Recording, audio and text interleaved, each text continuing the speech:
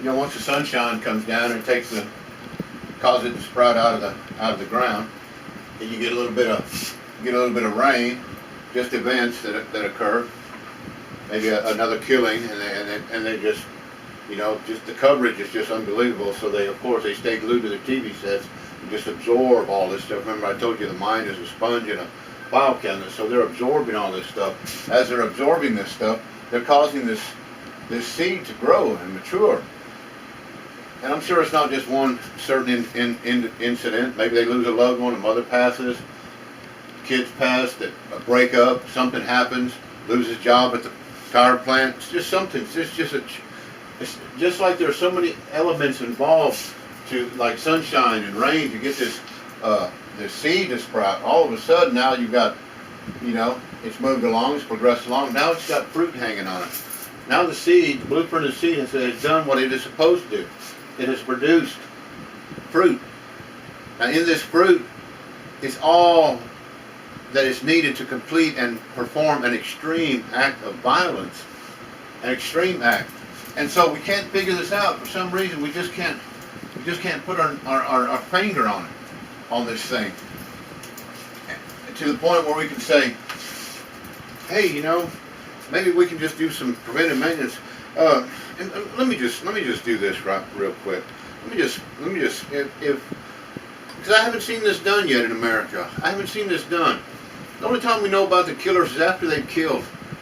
And you have to understand something, that up to a point, up to this point, these killers are not even killers. They haven't even killed. They've never killed. They've only killed in their mind. They've only killed in their imaginations. They don't become killers until they step on scene and start blasting away. They've never had an experience with war. They've never had an experience with taking the life of an enemy. All they've been able to do is get frustrated in their weirdness. They're being misfits. Most of them are misfits growing up. And in that weirdness, they've come to the point where they think this is the only solution. This is the final solution, is to go out and do what others have done. What others have done. So the seed of violence has grown, it has festered, it has matured, it has come to the point of fruition. So now they harvest the seed of violence, which is now a full-blown harvest. But up to that point of the harvest, they've never opened fire on anybody. They've never killed anybody. They're not killers until they step onto that school. Till they step onto that school and start blasting away. That's when they become killers. Up till then, they're not killers. They're just thinking about killing. They're just carrying all the seed of violence and extreme acts of violence. They're ready to commit to it. They've committed the resources and their time and their money and their privacy and everything. Friendships, family relationships. Everything is committed. Everything is forsaken. Everything is tossed in the trash can. When they cross that threshold, when they step across, when they get to that point and they step across, they are in full-blown commitment to commit murder. But up to that point, they're not killers. They have no experience in killing. Yet they are able to step in there in that scene of violence and get the results that they get the body count that they get the unbelievable high numbers counts that they get. How are they able to do that with no training, no military training most of the time?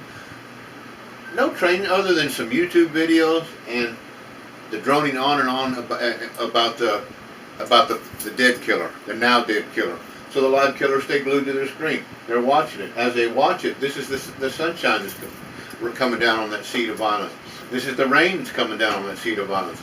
This is the nutrients that's fueling that and causing that seed of violence to grow into fruition, grow and become stronger. The plant becomes stronger. The plant of violence becomes stronger until it's producing fruit, until it's unbearable. Fruit that stays on the vine too long begins to rot. You pick it too early, it's green. There are a lot of, it would probably, absolutely, really just mortify us and scare us to absolute death if we knew the number of kids that have pulled into the parking lot and gone into that parking lot to commit an act of murder, an act of brutalization, an act of forethought of just a killing spree. It would behoove us to know How many kids have actually pulled in here to do this and then changed their mind and left?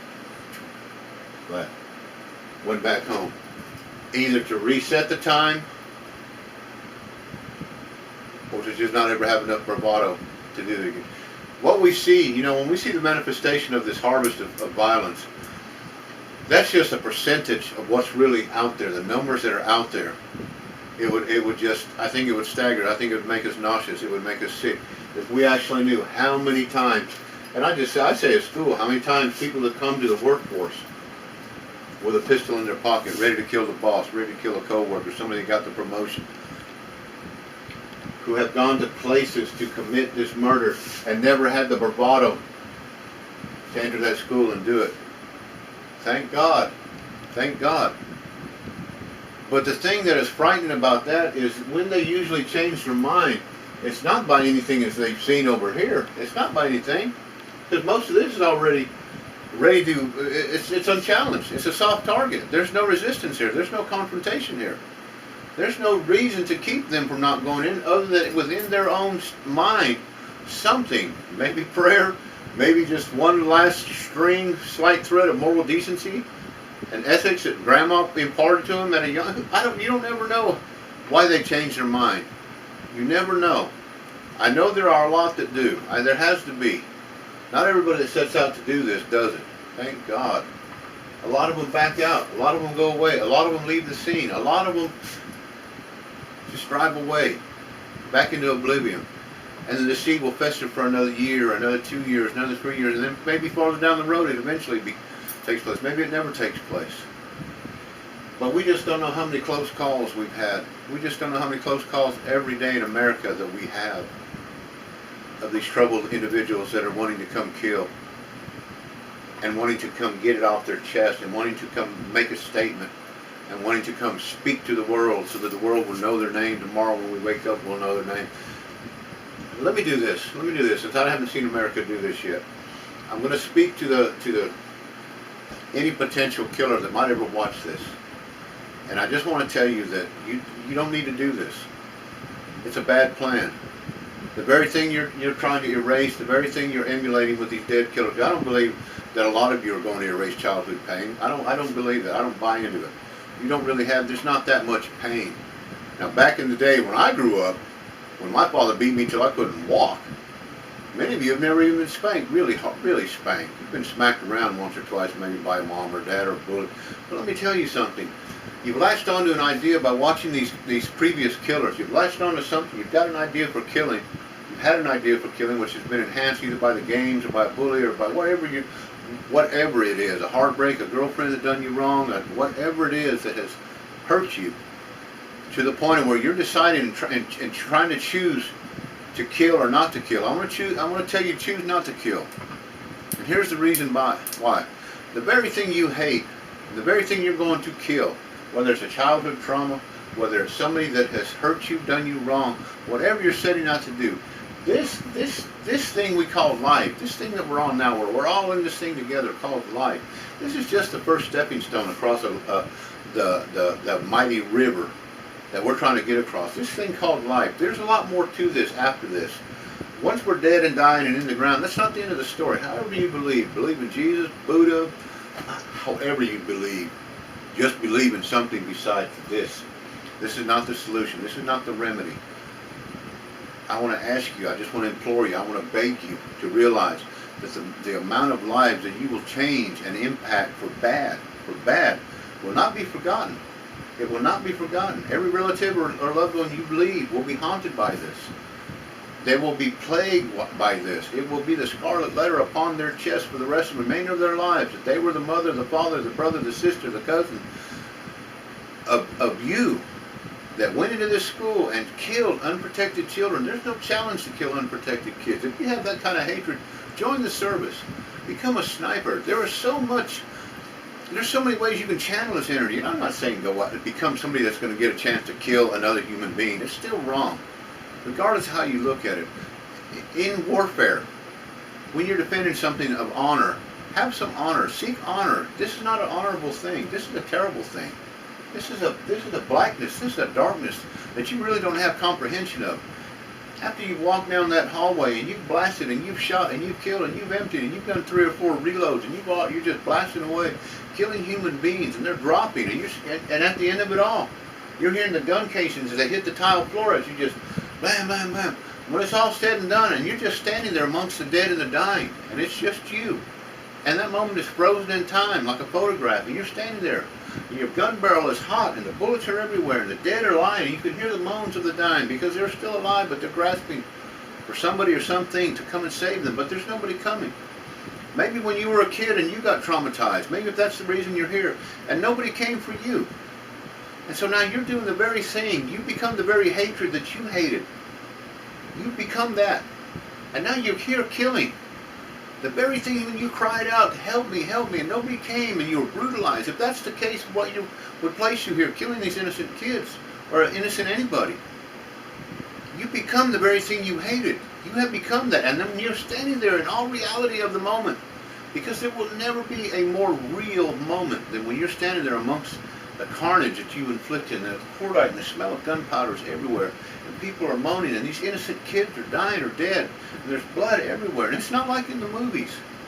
You don't shoot them and then all this happens and all this grandeur. No, you shoot them and they drop, and they begin to die from those armor-piercing bullets that have gone through them at light speed and inflicted so much damage, physical damage that's irreparable. And those that do make it out will never be the same. They will never walk. They'll never look at life again. They'll always be on the lookout for people like you. I want to implore you. I want to speak to you and tell you, don't do this. Change your mind. Do something resourceful. I know you can't go forward and ask somebody to help you. I know you can't do that. But there are ways to help yourself. Backtrack. Rewind the tape. Find the point where the idea came into your head to kill. Go back to the point where it's really painful. Maybe it was a childhood trauma. I'm not demeaning and saying that it wasn't. But more than likely it wasn't. I think what it was that you latched onto an idea to kill, and then you saw a killer.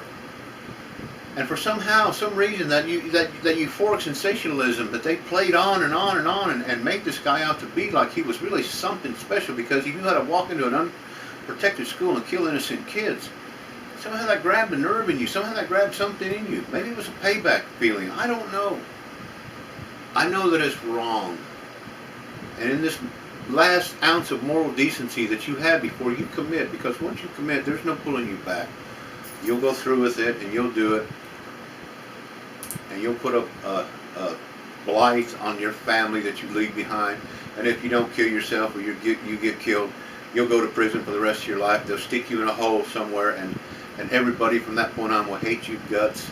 They'll spit in your food. They'll urinate in your food that you eat. Guards will beat you every time they get around you. This is if you do survive and go to a prison.